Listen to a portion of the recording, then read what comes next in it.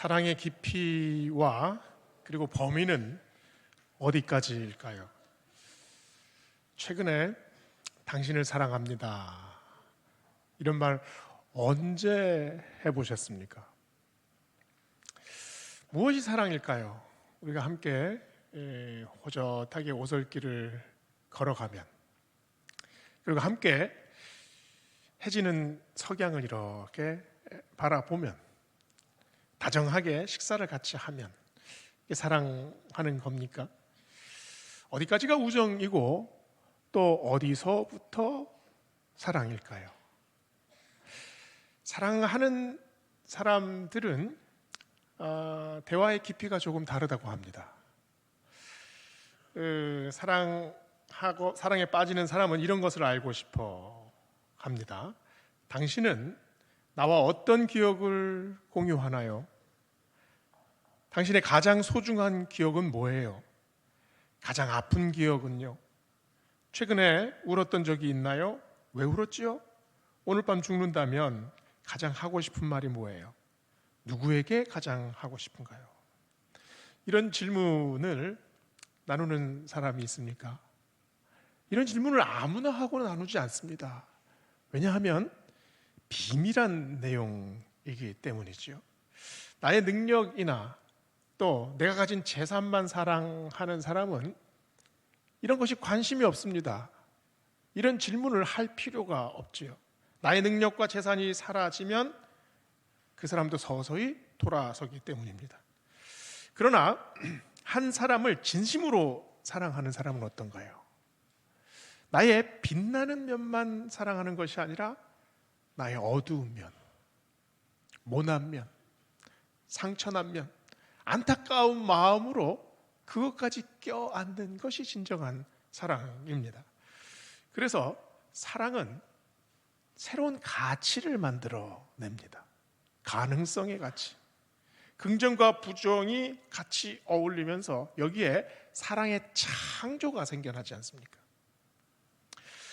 사랑은 그래서 결합을 만들어냅니다. 너와 내가 이제 하나가 되지요.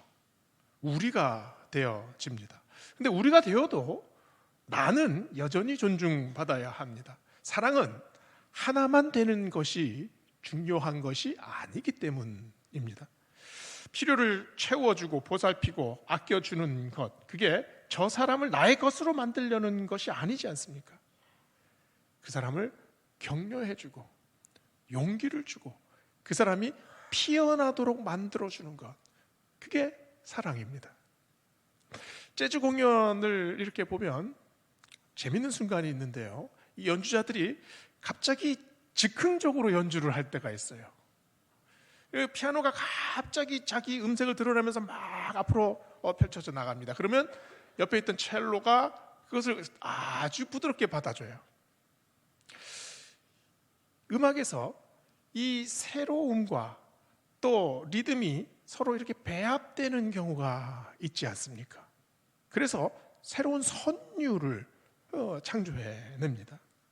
오늘 본문은 부활하신 예수님이 베드로를 다시 만나는 장면입니다. 베드로는 예수님과 함께 나눴던 그 사랑의 선율이 깨졌어요. 첼로의 줄이 끊어졌고 피아노 건반이 부서졌습니다. 더 이상 예수님의 얼굴을 볼 면목이 없지 않습니까? 예수님을 배반했다는 사실, 그게 트라우마로 남아있는 베드로예요. 그래서 나는 다 포기하고 이제 고기나 잡으러 갈랜다 하고 갈릴리 구석으로 그냥 처박혀 들어갑니다. 근데 고기 잡는 일도 여의치가 않아요. 오늘 말씀 윗부분을 보면 밤새도록 고기를 잡았는데 한 마리도 잡지를 못합니다. 갈릴리에서의 베드로의 인생도 계속 엉켜 있다는 거죠. 갈릴리 호수에서 베드로는 불만이 가득했을 겁니다. 그 불만은 실망을 낳고, 그 실망은 낙심을 낳고, 그 낙심은 또 자기를 자책하는 마음 때문에 괴로웠을 겁니다. 베드로가 다시 찾아간 갈릴리 호수는 그대로입니다. 그러나 베드로의 마음은 그렇지가 않죠. 그 호수는 차가운 호수로 변했습니다. 꽁꽁 얼어붙었고요, 그리고 어둠 속에서 침묵하는 호수였습니다. 그런데 그 호수에 예수님께서 다시 찾아오셨습니다. 정확히 3년 만에 다시 그 자리에 예수님이 오셨습니다. 깊은 데로 가서 그물을 던져라. 3년 전에 이렇게 말씀하시지 않았습니까? 오늘 본문 위에 똑같이 그물을 배 오른편에 던져라 말씀하시죠? 그물이 찢어질 정도의 고기가 잡힙니다. 베드로는 여기서 추억으로 빨려 들어가기 시작합니다. 예수님께서 그 갈릴리 호수 해변에서 숯불을 피워놓고 떡과 물고기를 구워 주셨습니다. 저는 그 장면이 참 애틋해요. 아직 동트기 전 새벽 아닙니까?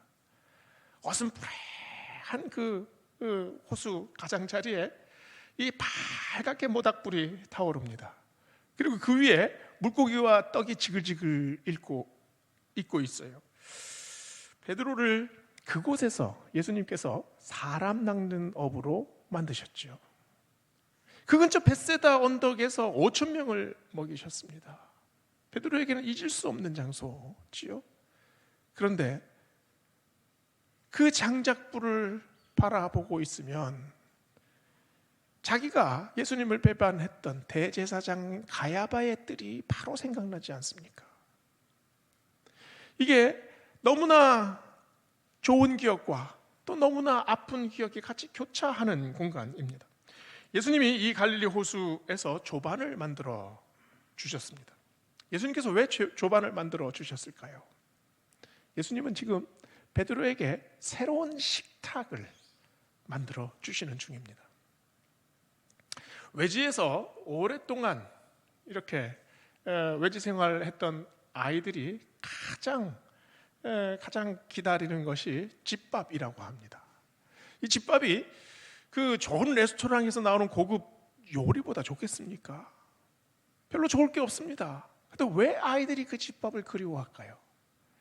따뜻한 조명 아래에서 어머니가 보글보글 끓여준 된장찌개 하나, 그리고 김이 솔솔 나는 하얀 쌀밥, 그리고 막 버무려서 내놓은 그 시금치, 그리고 노란 달걀 후라이. 다른 것 뭐 더 필요 있습니까? 그거면 됩니다. 집밥이 맛있어서 집밥인가요? 그게 정성과 사랑이 들어있어서 집밥입니다.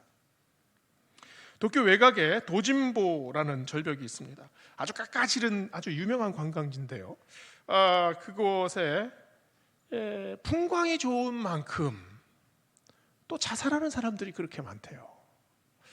그래서 이곳에 시계 육기우라는 할아버지가 있는데, 이 할아버지는 매일 아침에 이렇게 커다란 망원경을 이렇게 목에 탁 걸고 그 주위를 이렇게 돌아본답니다. 10년 전에 거기서 자살하려는 한 청년을 발견하고 겨우 설득해서 경찰서에 데려다 줬습니다. 그랬더니 경찰이 그 청년에게 돈 몇 푼 쥐어주고 다른 지역으로 가라 그랬대요. 결국은 다른 도시에서 이 청년이 죽었습니다. 시계 6기호 할아버지는 그때부터 이제 그 절벽 주위를 돌아다니면서 자살 시도를 하는 사람을 발견하면 경찰서로 데려가는 것이 아니라 자기 집으로 데려온답니다. 그리고 거기서 따뜻한 차 한 잔, 그리고 오로시 모찌를 대접을 한대요. 이 오로시 모찌가 일본 사람들이 정월 딱 되면 먹는 찹쌀떡이랍니다. 우리식으로 하면은 떡국 같은 거겠죠. 이 떡국을 우물우물 먹는 사람들은 대부분 눈물을 흘린대요. 그 눈물의 의미가 뭐겠습니까? 다시 자기 어린 시절이 떠오르지 않았겠어요. 엄마가 차려준 그 모찌 하나, 그리고 고향의 그리움. 그 시간을 지나면서 다시 사랑으로, 또 다시 애정으로, 그리고 다시 살아야겠다는 다짐으로 그렇게 변하지 않겠습니까? 생선의 뼈를 발라주시던 예수님이 베드로를 그윽하게 바라보시면서 말씀하셨습니다. 요한의 아들 시몬아. 이 소리를 듣고 베드로가 긴장합니다. 왜냐하면 베드로는 지금까지 한 번도 예수님께서 자기를 그렇게 부르시는 적을 들은 적이 없어요. 자기 풀네임을 불러주시는 거 아닙니까? 보통 때는 베드로야, 아니면 시모나 이렇게 부르셨습니다. 왜 예수님께서 지금 요한의 아들 시모나 이렇게 부르셨겠습니까? 베드로의 전 인생을 지금 조망하면서 보고 계십니다. 예수님을 만나기 전에 시몬의 시절, 그리고 예수님을 만난 후에 베드로의 시절, 요한의 아들로 살았던 그 시절, 그리고 그 어부로 아주 그 척박하게 살았던 시몬의 시절, 예수님을 따라 살았던 베드로의 시절, 이 모든 것이 통째로 지금 다가오는 거죠. 네가 이 사람들보다 나를 사랑하느냐?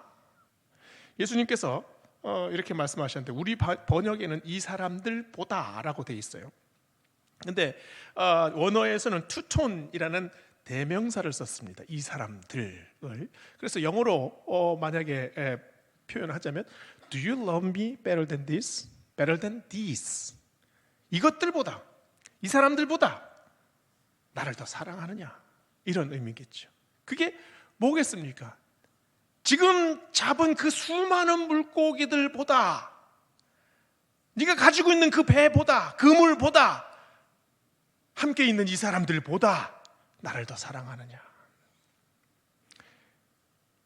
베드로가 예수님을 만났을 때 자기가 가지고 있는 그물을 내려놓고 배를 내려놓고 예수님을 따랐습니다. 예수님이 지금 무엇을 묻고 계시나요? 너는 그때 그 마음을 아직도 가지고 있느냐? 너는 지금 너의 삶 속에서 무엇이 가장 가치 있다고 생각을 하느냐? 나와 함께 했던 그 시간이 여전히 너에게 지금 어떤 의미로 다가오고 있느냐? 지금 이걸 묻고 계시는 중입니다. 베드로가 예수님 잡히시기 전에 어떻게 말했습니까? 모든 사람이 다 주를 떠나도 나는 주를 따르겠습니다. 나는 주를 버리지 않겠습니다. 바로 몇 시간 뒤에 어떻게 말합니까? 나는 저 사람을 알지 못합니다. 나랑은 전혀 상관없는 사람입니다. 저주하면서 배반했습니다. 베드로가 예수님의 이 첫 번째 질문에 어떻게 대답했을까요? 이 마음 속에서 신음이 흘러나왔을 겁니다. 이 명치 끝에서 아주 그 찌릿찌릿한 아픔이 생겨났을 거예요. 그게 뭡니까? 회개 아닙니까? 예수님이 묻는 첫 번째 질문에 베드로는 회개합니다. 갈릴리 호숫가 해변에서 처음 들은 주님의 음성, 그 음성을 통해 지금 베드로는 갈릴리 해변이 아니라 예수님과 마지막 만났던 그 만찬 자리로 자연스럽게 이동합니다. 그곳에서 예수님께서 떡과 포도주를 건네주셨죠. 그런데 이번에는 떡과 물고기를 건네주십니다. 이것은 너희를 위하여 찢기는 내 몸이다. 이것은 너희를 위하여 흘리는 내 피다. 말씀하신 바로 그 자리로 베드로는 회개하고 있습니다. 떨리는 목소리로 대답했을 겁니다. 주님, 그러하나이다. 내가 주님을 사랑하는 줄을 주께서 아시나이다. 이 말의 의미가 뭐겠습니까? 주님, 용기가 부족했습니다. 제가 너무 두려웠습니다. 그러나 이것만은 알아주세요. 그때도 저는 주님을 사랑했습니다. 다만 너무 절박했거든요. 너무 무서웠거든요. 이 말이 아마 베드로가 예수님에게 정말 하고 싶은 말이었을 겁니다. 정말 눈물을 흘리면서 주님 앞에서 하고 싶었던 말을 지금 베드로는 예수님의 질문을 받고 이렇게 예수님께 대답하고 있습니다. 마음속으로 회개의 눈물을 흘리는 이 베드로에게 주님이 말씀하십니다. 내 어린 양을 먹이라. 이게 좀 어리둥절한 대답 아닙니까? 베드로야, 내가 네 마음 다 안다. 너도 참 많이 힘들었겠구나. 이게 자연스럽잖아요. 그런데 네 양을 내 어린 양을 먹여라. 이 무슨 말입니까? 베드로는 평생 어부로 살아왔습니다. 그런데 이 어부를 지금 양치기로 만드시겠다는 말입니까? 맞습니다. 예수님은 지금 사람 낚는 어부로 불렀던 베드로를 이제부터는 사람을 먹이는 양치기로 만들어 가십니다. 베드로가 베드로의 마음에 바로 이 어린 양의 마음이 있지 않습니까? 그 공포의 순간, 두려움의 순간 혼자 살려고 했습니다. 도망가려고 했습니다. 숨으려고 했습니다. 그 마음이 어떤 마음입니까? 바로 어린 양의 마음이지요. 그런데 이 베드로에게 다른 양들을 어떻게 맡깁니까?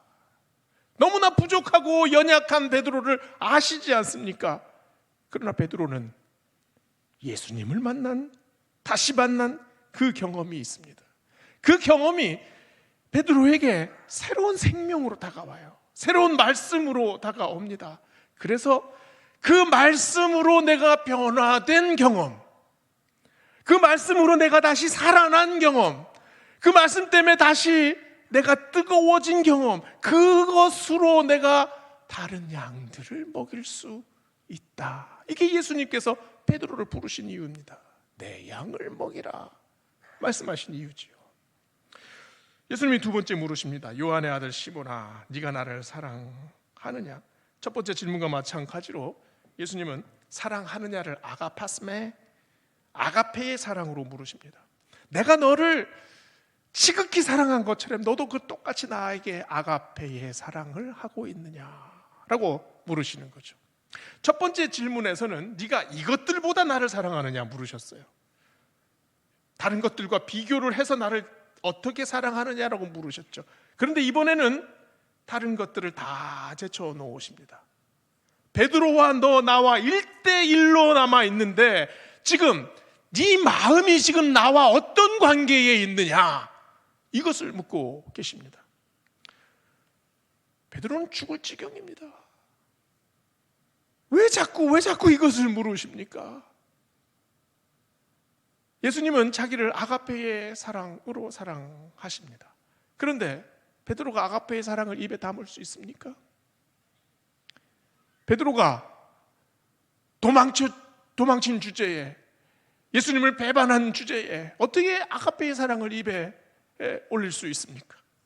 베드로는 첫 번째와 마찬가지로 저는 필레오로 사랑합니다 라고 대답을 하지요. 거룩한 사랑, 무조건적인 사랑, 생명을 나누는 사랑, 죽음을 불사하는 사랑, 절대적인 사랑, 영원한 사랑, 그 아가페의 사랑에 저는 도달할 수 없습니다. 이 고백이잖아요. 저는 주님을 아가페에서 한 단계 낮은 필레오의 사랑으로 저를 사랑할 수밖에 없습니다. 베드로는 너무나 솔직하게 지금 자신을 예수님께 보이고 있습니다. 정호승 시인의 생애 최고의 날은 아직 살지 않은 날들이라는 수필집에 이런 내용이 나옵니다. 사랑하는 사람과 사랑이 깨질 것 같은 그날 밤, 이 시인이 거실에 혼자 앉아 이런 글을 썼대요. 사랑하는 사람이 미워지는 밤에는 사랑도 모르면서 미움을 더 아는 듯이 쏟아버린 내 마음이 어리석어 괴로웠다. 풀잎 하나를 사랑하는 일도 괴로움이다. 별빛 하나를 사랑하는 일도 괴로움이다. 우리가 하는 사랑이 어떤 사랑입니까? 사랑하는 사람도 미워하는 그런 사람들이 우리입니다. 사랑을 제대로 알지도 못하면서, 사랑을 제대로 느끼지도 못했고 체험해 보지도 못하면서 그저 내 앞에 있는 미움만 쏟아내기에 급급한 사람들이 바로 우리들이란 말이죠. 이런 우리가 어떻게 아가페의 사랑을 할 수 있습니까? 우리가 어떻게 주님과 똑같은 아가페의 사랑에 도달할 수 있습니까? 예수님께서 우리에게 바로 이 아가페의 사랑을 요구하십니까? 우리에게 베드로의 대답이 적절합니다. 우리는 주님 앞에서 아가페의 사랑을 논할 자격이 없습니다. 그러나 이 솔직한 고백을 들은 예수님이 실망하셨습니까? 바로 내 양을 치라 라고 말씀하셨습니다. 베드로야, 이 세상에 수많은 풀잎들 중에 그 애타는 이슬 하나 맺힌 그 풀잎 사랑하는 거, 그거 쉽지 않다. 이 세상에 빛나는 수많은 별들 중에 저 반짝임 하나 네 품에 품는 거, 그거 쉽지 않은 일이다. 그러나 네가 그 이슬 하나 품는 마음만 있다면, 네가 그 괴로움 하나 달래줄 수 있다면, 네가 그 길 잃은 어린 양 하나 네가 보살펴 줄 수 있다면, 그러면 네 인생은 헛된 인생이 아니야. 그게 바로 내가 원하는 사랑이야. 예수님께서 내 양을 치라 라는 말씀이 바로 그 말씀 아닙니까? 우리는 아가페의 사랑에 도달하지 못합니다. 그러나 우리가 할 수 있는 사랑이 있습니다. 아주 작은 사랑, 이슬 하나 맺혀 있는 풀잎 하나 보듬어 줄 수 있는 사랑, 그 작은 사랑 하나 시작하면 그 사랑에 주님이 기뻐하십니다. 단번에 아가페의 사랑으로 나가는 것이 아니라 우리가 할 수 있는 필레오의 사랑이 계속 유지가 되면 언젠가는 우리의 사랑도 아가페의 사랑으로 피어나지 않겠습니까? 주님이 세 번째로 물으십니다. 요한의 아들 시몬아, 네가 나를 사랑하느냐? 주님은 두 번이나 아가페의 사랑으로 질문을 하셨어요. 그런데 마지막에는 필레오로 물으십니다. 베드로의 사랑이 더 이상 아가페로 진행될 수 없고 승화될 수 없고 도약될 수 없기 때문에 예수님께서 포기하셨나요? 사랑은 불꽃입니다. 작은 불꽃의 사랑이 내 마음속에 떨어지면 그 불꽃이 퍼져나가기 시작합니다. 하나님의 사랑과 이웃 사랑은 다른 사랑이 아니죠. 연결되어 있는, 이어져 있는, 그리고 확장되는 사랑입니다. 우리가 하나님의 사랑을 그대로 우리가 표현할 수 있습니까? 사랑은 여기 있으니 우리가 하나님을 사랑한 것이 아니요 오직 하나님이 우리를 사랑하셨느니라. 요한 사도의 고백 아닙니까? 그래서 똑같은 질문을 세 번 들은 베드로가 근심하면서 대답합니다. 주님이 모든 것을 아시오매 내가 주님을 사랑하는 줄을 주님께서 아시나이다. 마지막에 베드로가 대답한 아시나이다, 이 단어는 앞에서 두 번 고백한 아시나이다와 다른 단어입니다. 그노스 케이스라는 단어예요. 그노스가 알다거든요. 케이스가 여러 가지 경우를 알다, 경험적으로 아는다. 이게 그노스 케이스라는 단어예요. 예수님께서 무엇을 아십니까? 베드로의 모든 약점을 다 아십니다. 베드로의 약함과 결점과 단점과, 그리고 부인했고 배반했고 제자들과 다투었고 아주 성격이 불같고 무모하고, 이 모든 것들을 예수님께서 아시지 않습니까? 그러면 예수님은 무엇을 보십니까? 베드로가 가지고 있는 이 수많은 단점들이 있는데 그 중에서 다른 거 다 안 보시고 뭐 보십니까? 사랑 하나 보십니다. 베드로의 인생 속에 아주 작게 놓아가 있는 그 사랑 하나, 그 사랑 하나 보시고 베드로를 부르십니다. 그래서 내 양을 먹이라 말씀하시지 않습니까? 우리가 서로 아픔을 주고받기도 합니다. 우리가 서로 깎아내리기도 합니다. 오해가 깊어지고 또 상처가 커지고 시험에 들고 실족하기도 합니다. 그러나 주님께서 우리를 왜 여기에 모아 주셨습니까? 왜 우리를 모아 여기서 예배하게 하셨습니까? 예수님께서 기어이 우리를 사랑으로 인도하시기 때문입니다. 그래서 우리를 서로 이해하고 격려하고 세워나가기 위해서 이곳에 부르시지 않았습니까?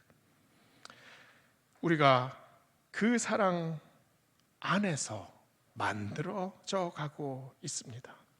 우리로 하여금 함께 예배하게 하시고, 함께 기도하게 하시고, 또 함께 찬양하게 하시고, 또 함께 헌신하게 하시고, 그리고 함께 말씀을 듣게 하시고, 말씀을 읽게 하시고, 말씀을 나누게 하시면서 우리를 말씀의 푸른 풀밭으로 인도하고 계십니다. 2024년 교회 표를 생각하면서 목장을 생각을 했습니다. 이 표를 만드는데 참 엉성했어요. 그런데 곽신한 장로님께서 이렇게 조금 수정을 해 주시더니 아주 깔끔한 표로 거듭났습니다. 우리 2024년 표가 보이지요? 제가 선창을 하면 뒷부분을 한번 읽어주세요. 목장이 말씀에, 기도에, 맑은 신에 삶을 나누는, 네, 이게 2024년 우리 교회 표어입니다. 요한복음 전체를 보면은요, 요한복음 1장의 시작은 아주 거대하게 시작이 됩니다. 태초에 말씀이 계시니라. 생명의 빛이 그 말씀을 통해 우리에게 오셨다라고 말씀합니다. 거대한 우주적인 사건이 요한복음 제일 초반부에 나옵니다. 그런데 마지막에는 어떻습니까? 베드로 한 사람에게 초점을 맞춥니다. 그 한 사람, 왜 그렇습니까? 한 사람의 어린 양을 위해서 기도하는 일, 그 사람 한 사람의 아픔을 함께 보듬어 내는 일, 그것이 주님께서 바로 이 땅에 오신 이유이기 때문입니다. 아주 작은 일 같지만 그 일을 위해서 주님께서 이 땅에 오셨습니다. 2024년 안에 우리도 그 내 어린 양을 먹이는 그 마음으로 살아가는 우리 모두 되시기를 주의 이름으로 축원합니다. 기도하시겠습니다. 사랑과 은혜의 하나님, 요한의 아들 시몬아, 네가 나를 사랑하느냐 하신 그 주님의 말씀 다시 내 영혼에 담습니다. 그리하여 나도 내게 맡겨주시는 그 양들 하나하나 위하여 기도하고 또 사랑하고 또 배려하고 또 애쓰며 지켜나가는 저희 될 수 있도록 하나님 인도하여 주시옵소서. 감사드리며 예수님 이름으로 기도드립니다. 아멘.